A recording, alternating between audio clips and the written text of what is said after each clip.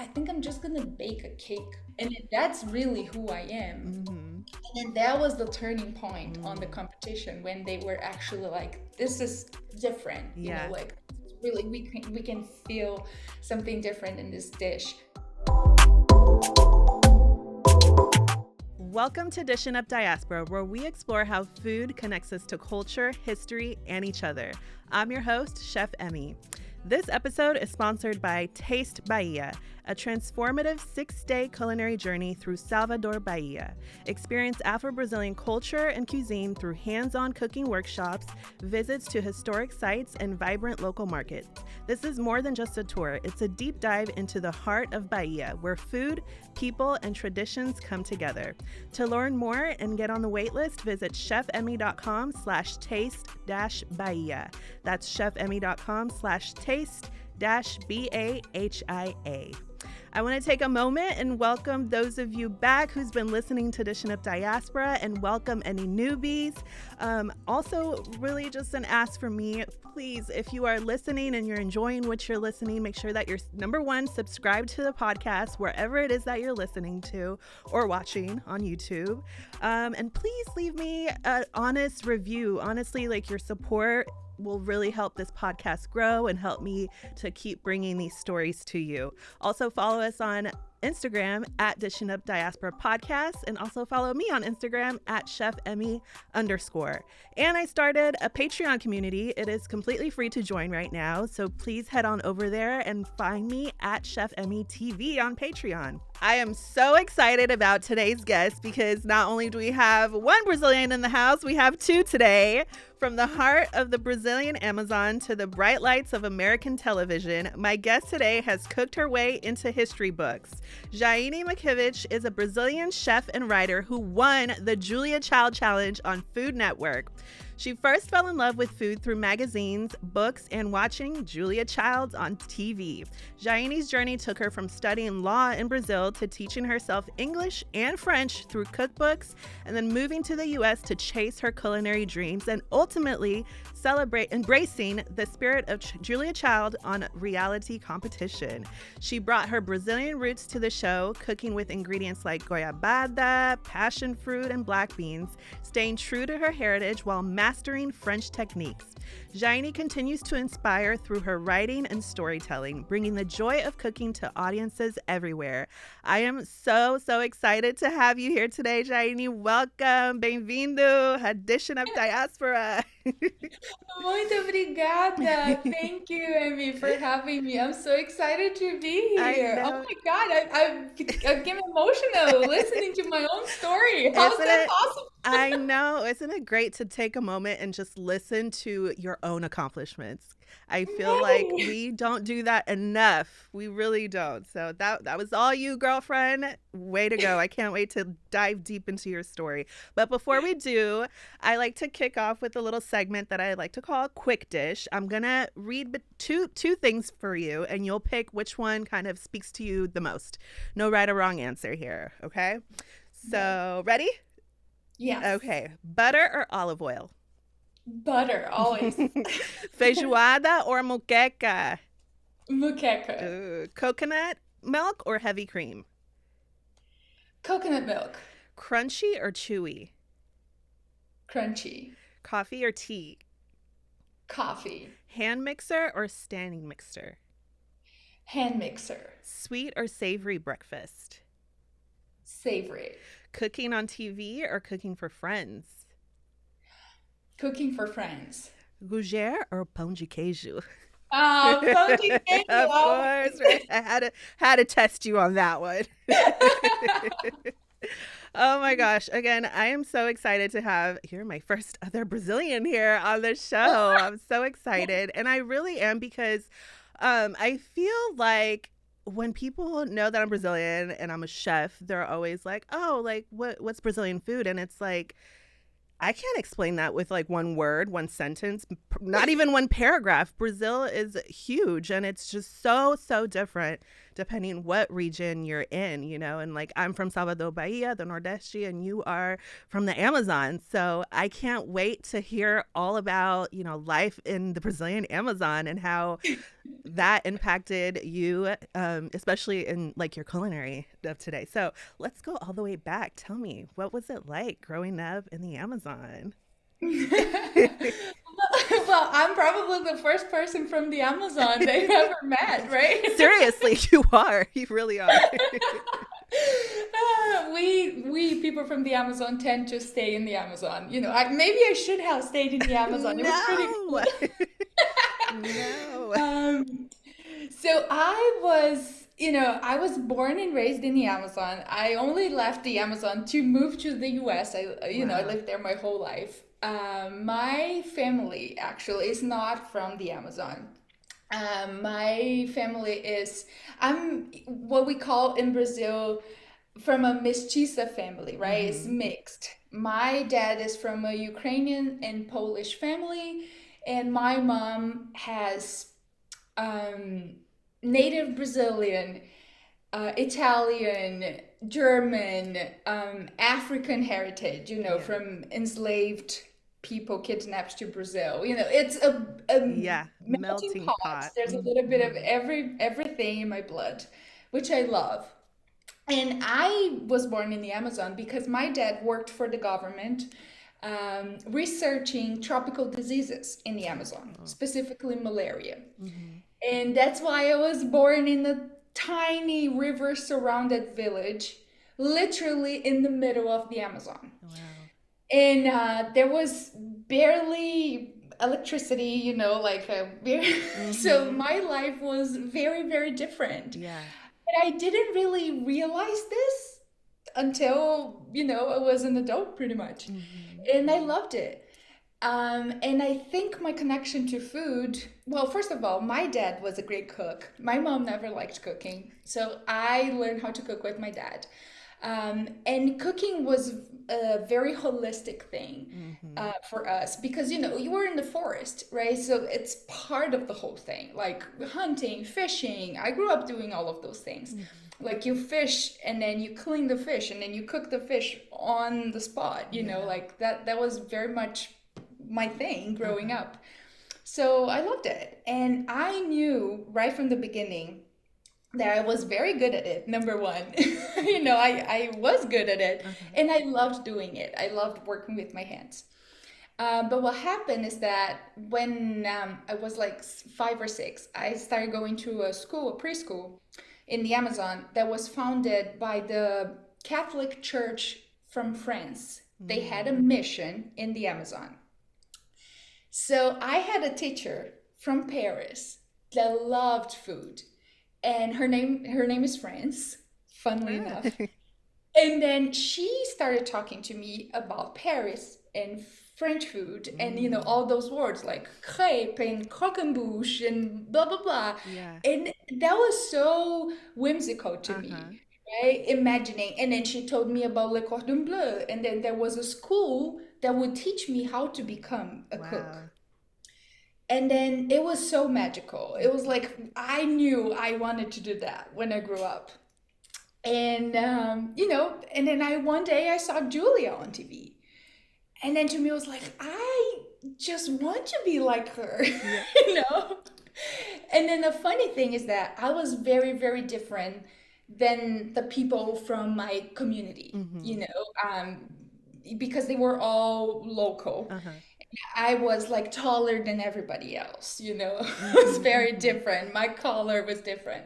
So when I saw Julia, and she was very tall as well, and I'm like, I actually think I'm gonna look like her when I grow up. Love it. So I want to be like her. Yes. So that was it. That was it. Wow. So that was my childhood very much, just playing with food Yeah. Yeah. in the sun. Wow. And boy, did you manifest that. Everything, every part of that. Wow. That's amazing. And that's cool because like you said, like, yes, you are the first Amazonian that I've met and talked to and know. And I just, like I honestly don't even know like the way of life out there. I just know that, the indigenous people and the indigenous like culinary and traditions is still very heavy and present in that area, and I love that. Yeah, it's very present. It's heavy still. One of the things I love the most about, my place in the world, the Amazon, is that it's still very unique. It's so rich and it is still very much preserved. Hmm. There are places that weren't reached by man still. Yeah, yeah. It's like it's very magical, Hmm. and there are fruits and different nuts and seeds that we don't know. It's like Yeah, it's very interesting. I love that. What were some dishes that you grew up eating there that are like local dishes? I grew up eating the weirdest thing you can imagine. Like what? Tell me. Like, I grew up eating alligator, like weirdest kind of fishes. Yeah. I ate a lot of fish because it was like a river community where I grew Hmm. up. Turtles as well. What is the name of the animal? Armadillos, Oh wow. Hmm. different rodents, and then a lot of different veggies as well Hmm. that they're native to the Amazon, like Hmm. different mushrooms. And I think also what makes it different is the preparation, right? Hmm. In the Amazon, we have a huge culture of fermenting, for Hmm. example. Hmm. That is a tradition from indigenous communities Yeah. that haven't really left the Amazon. Uh-huh. So it's very particular. So we have an array of farinhas, which are Yeah. toasted cassava flours, and we tend to think about just one kind, Hmm. but it's really a category Hmm. of this ingredient, like Yeah. there's a range of it. And I grew up eating a lot of Bolivian dishes as well Mm. because I lived in the border with Bolivia. So Okay. there's this huge influence of Bolivian cuisine as well. Yeah. Um, Wow. it was great. It was great. It was fascinating. Every time I go back, I'm like, oh my God, I love this Uh, food. Man, take me with you next time. You please be my I guest. can't wait to go and just learn all about that. Okay, and then so you made your way to the US and then you found yourself on TV. Tell me how that even like came about. Like how did you hear about the opportunity? Like I want to hear all about it.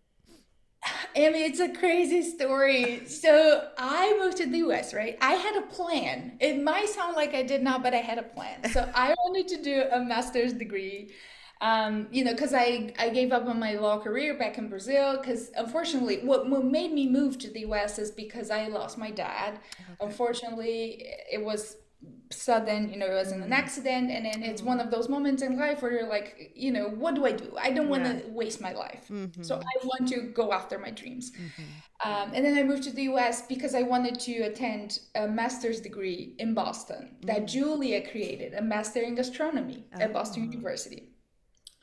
I didn't have enough money, of course, and Uh-huh. I didn't speak English at the time. So it wouldn't work, right? But in Yeah. my mind, I was so You're like, naive. I'm like, yes. okay, I'm gonna go and try. Wow. So my boyfriend at the time, my husband today, arrived in Boston, like with English just enough to order a cup of coffee, no money, and I'm like, Doug, was this a terrible idea? And of course it was, right? And then we didn't know what to do, but then we decided to apply for a student visa. Mhm. Like we arrived with a tourism visa, like we Yeah. didn't know what we were doing. Yeah. And then it took like almost 2 years for my visa to be approved, Mhm. so I could start studying English as second language. Yeah. So during this time, I was going to the library, studying with cookbooks so I Oh. could learn English. Yeah. I was day and night at the library just reading, reading, and practicing cooking and all of that. And then I started writing about food, Brazilian food mostly, and like my personal experience with food, and then just pouring it out there so I could Yeah. practice my grammar. And then I followed Cherry Bomb magazine since I was in Brazil. I love them. Yeah. And then one day I saw on Instagram they posted, "We're accepting pitches." And I was like, what is a pitch? I don't know, but let Yeah. me Google. I Google it real quick. It's like, oh, okay, I can send my idea, right? Mhm. And then it was for the special Julia Child issue. Mm. And then I thought I have a Julia story because I moved Yeah. because of her. And then I sent an email, which was in my mind a pitch, but it was like awful, full of grammar mistakes No. to Cherry Bell magazine. And then Carrie Diamond Yes. replied to me like so quickly. She's like, "We want to publish you." And that I think that was the happiest day of my life, Shout out honestly. Cherry Bomb and Carrie. They're amazing. That's awesome. They're amazing. They're amazing. Like she was, and she helped me, craft the Mm-hmm. story. And she was like, she didn't even care I barely spoke English. She was like, no, you have a story to tell, and that meant so much. Yes. That when someone believed you to that point. Mm-hmm. So I wrote the story. They published the story, and then because of the story, someone from casting Uh-huh. for the Julia Child Challenge found the story Yeah. and reached out to me. So that was how I Wow. ended up competing on the show. That's so amazing. Again, like you completely just manifested that in the Amazons. Like seriously. It's the magic of the It's the forest.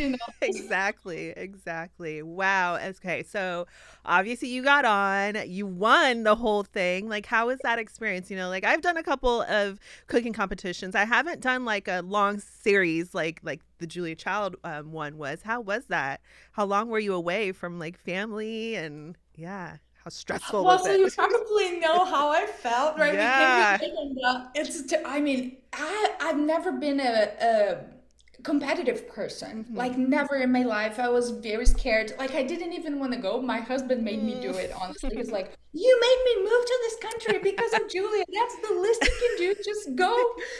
And then we were moving actually to California for a new job. Mm-hmm. So it was like crazy. My life, I didn't even have a kitchen to practice anything. Like it was insane. Yeah. We landed in California in 1 week. The next week, I was in LA filming the show. I stayed there for like almost a month Uh-huh. filming. It was the the most amazing and the most terrifying experience of my life, I think, right? Because I was so scared, like with my speaking abilities, really, because Mm-hmm. when you're nervous, like you Yeah. can barely speak your own language. Yeah. My cooking abilities, like, what do I know? I mean, I never cooked for people. I mean, I cook at Mm-hmm. home, right? Mm-hmm. That's what Mm-hmm. you think. I had never had French food in my life at that time. Never. Wow. Apart from what I cooked for Yeah. myself, reading a cookbook. So Mm-hmm. I didn't really know how it was supposed to taste, Mm-hmm. right? Mm-hmm. And that was it. I just had the courage of my convictions, I think. I love that so much. It's such an inspiring story. I mean, like, look at you. Okay, and then you won the competition, and then it was part of the competition that when you win, then you get to go to France and study culinary there. Yeah. Yeah, Wow. so that was the big prize. Yeah. And I didn't know what was the prize until I got there. I think Yeah. like until third episode or something, Yeah. like I didn't know what was the prize. I thought it would be just money, honestly. And honestly, I was in my mind 100% the underdog Yeah. because in my mind, never the immigrant would win the Right. show. Right. Like Mm-hmm. I was like, this is an American icon we are talking Right. about. Yeah. So I didn't really felt like I would be the one, Yeah. but I did my best, in the hopes I could, try. Yeah. And then when I figured the prize would be going to France, I think that was when I'm like, I do really want to go to Paris. Yeah. Amazing. Because I was thinking about Le Cordon Bleu since I was a Yeah. kid. Mm-hmm. My mom used to have a subscription of a magazine Mm-hmm. that would come, like the first magazine to arrive in the Amazon. My mom paid the subscription, Wow. and then the magazine arrived, and on the cover had a ad for Le Cordon Bleu. And then Wow. one day, I cut it off, and then and then posted it Your on my vision board. yeah. And then my mom was so mad at me. Because you cut up her magazine. Yeah, she's like, "What you doing?" And then now we remember the story, Oh and she's my like, gosh. "You're fine, you're fine," I love it. Okay, so you're gonna start hosting like the New Year vision board manifestation. I want to be your first client for that. I'll pay because girl, you like manifested all these things and made it happen. And honestly, when I say manifestation, it's not even just luck because obviously you put in the work for it. You took the chance, moved to a whole new country without speaking the language, without a plan, which sometimes I think it's almost even better not having a plan and not like knowing what the hell you're doing and calculating all the errors that could go wrong. You know what I mean? Just go. Yeah, just So go. yeah, I love that attitude sometimes, you know. Not everything needs a plan. I agree with you. I mean, nowadays I don't think I would do, Yeah. because I wouldn't do the same because I would Yeah. probably be thinking, what if this doesn't go Yeah. the way I want, so it Mhm. was, looking back, it was just like better that I just, Yeah, just just did it. went. Yeah, yeah. I love that. Okay, so then your cooking style, would you say, is like your Brazilian roots kind of refined with like French techniques and then like California American? Is that how you would describe how would you describe your cooking, or do you just cook what you like to cook no matter what? Yeah, I think I would go with the second option more Okay. because I feel like going to Le Cordon Bleu Mhm. was like a true gift to my career, Yeah. like because it was just, a privilege to learn.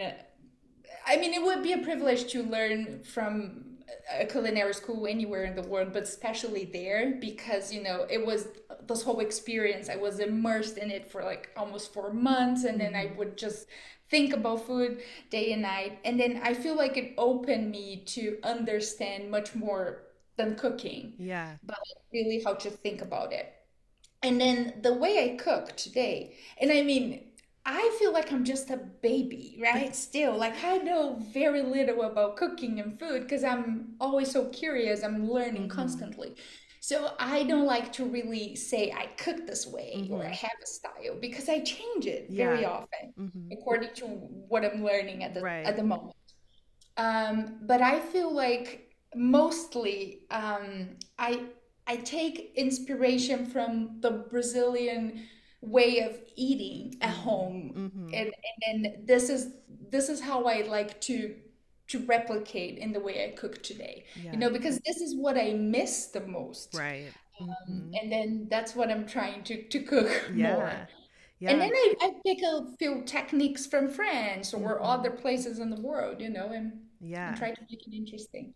Awesome. How long were you in France studying at Le Cordon Bleu? Almost 4 months. Wow. Wow, wow, wow. That's amazing. And then you got to eat all the French food that you could, right? I did butter by the Oh spoonful. man, what was your favorite bite out there? Oh my If you can God, I even. had so many, but I think like this is really a difficult Yeah. question. But I feel like the most delicious things I ate were usually the most simple ones. Yeah. It would be like a fresh baguette, with the Mhm. really good butter or the cheese. Like I fell in Mm. love with cheese in ways I could not explain. Wow. Man, oh, I can't wait to make it to France too because I cheese can is. be your guide I too. know. Yes.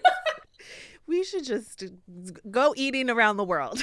Yes, let's go. I'll go Eating to and Mackievicz. manifesting. That's our new business name. There you go. Eating Eat and and manifest. manifest with the two Brazilians. There you go. I love it.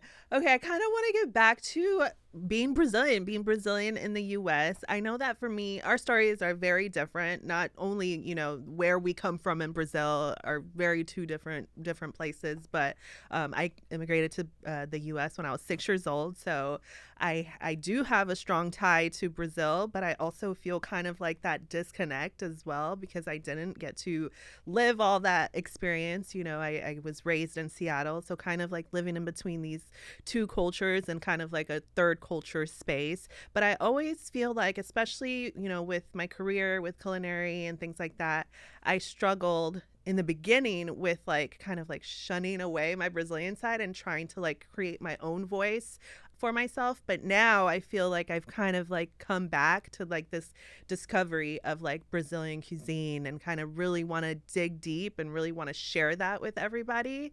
So I feel like now I kind of like struggle with kind of balancing out when, like I just asked you, like what would you define like your culinary to be like? I feel like that's a question I ask myself all the time of like, is this authentic? Does it have to be authentic? It doesn't have to be authentic. It just has to tell my story. These are like the conversations that I'm like always kind of like telling myself. Do you feel that pressure at all to kind of like represent Brazil, carry that on your shoulders? That is an amazing question, and I feel like we can relate in that Yeah. aspect actually, even though our stories are Mm-hmm. completely Yeah. different.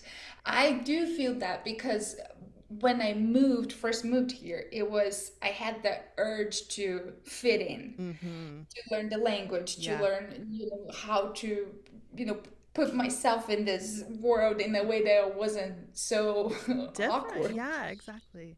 So I wanted to be the less Brazilian possible.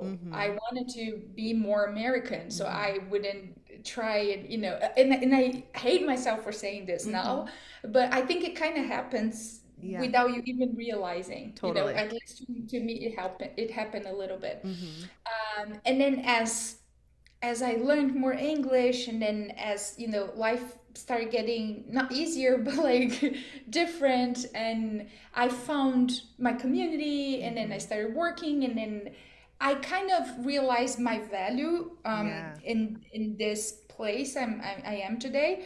Then I could find comfort in being myself. Mm-hmm.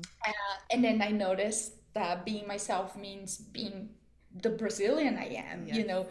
And then when I am Brazilian, I am my best, Mm-hmm. And then participating on the cooking competition, for example, was a huge piece of this Mm-hmm. because I was very Brazilian Yeah. in that competition, Uh-huh. Um, I cooked my food 100%, Yes. and I spoke with a very strong accent. I didn't even make an effort not to. Mm-hmm.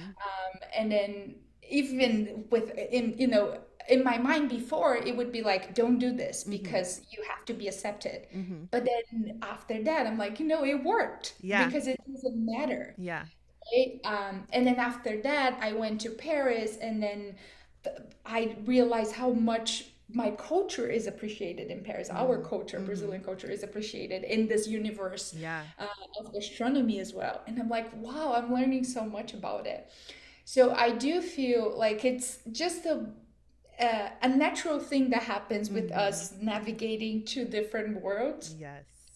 But once you learn it, Mm-hmm. you're like, wow, it's so good to be yourself, I without know. that pressure. And the question with authenticity in food, I try to steer away of this word as Mm-hmm. much as possible. I'm like, I'm allergic Yeah. of authenticity because I do not truly believe in this, Mm-hmm. because what is authentic? And do we need this? Right. Like, why to be going after this? Mm-hmm. Like, there's no point to me, Yeah. like I'm going after deliciousness, Mm-hmm. culture, history, things that matter. Yeah. um, that's at least my opinion, Yes. Yeah. And I feel like I'm coming to that conclusion as well. I think that just growing like in the industry and just kind of like it's an old school thought where it's like authentic, authentic, authentic. And I think that now I'm kind of like replacing it with like your experience, your identity, what you want to eat, what's delicious to you.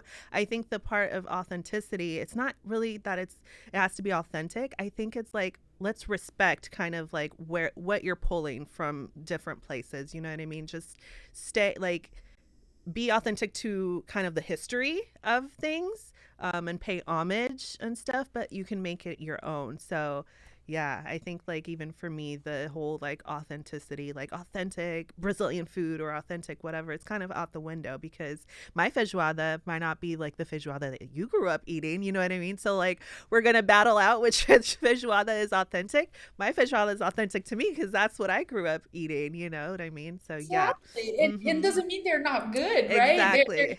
Exactly. Yeah, that's what Yeah. I think. And then even when I think about Brazilian food, right? It's Mm-hmm. at the beginning of our conversation, we're like, how can I explain Brazilian food Yeah. in just one sentence? Because there's no way, right? It's like No. a continental country. Mm-hmm. I grew up with experiences that are like pretty much like very few people had Yeah. what I had growing up. And they might have been, born and raised in Brazil as well. Mm-hmm. So I think what when I think of the construction of Brazilian cuisine, for example, we think about this triangle of Mm-hmm. African, Portuguese, and indigenous food, Mm-hmm. and then those diasporas that create Brazilian cuisine. Yeah. But then we have a bunch of postmodern diasporas that are Yeah. coming.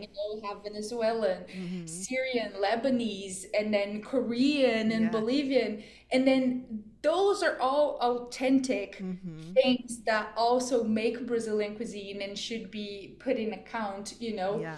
And they're not less Mm-hmm. Brazilian. Mm-hmm. So I think this is all part of the conversation when we're Yeah. talking about authenticity as well, Mm-hmm. right? So my feijoada might have a touch of Bolivian influence, Yeah. because I grew up there. There's a Mm-hmm. huge Bolivian border. Mm.